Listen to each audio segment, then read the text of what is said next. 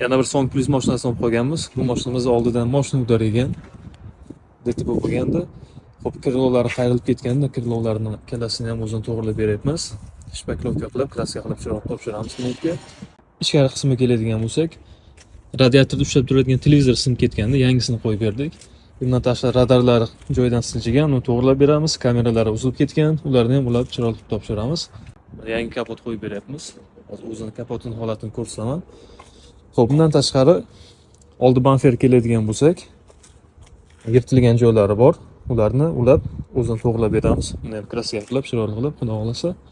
Xo'p, mana kapotida juda yomon ahvolda holati. Qayrilib ketgan, oldlari ham, ichkari qismi ham, tagi qismi ham hammasi qayrilib ketgan. Klient bilan maslahat qilgan holatda bunga yangi kapot qo'yapmiz, tinchgina. Song Pluslarda DTP bo'lgandan keyin shunaqa belgicha paydo bo'lib qoladi. Bu sababi radar joyidan siljigan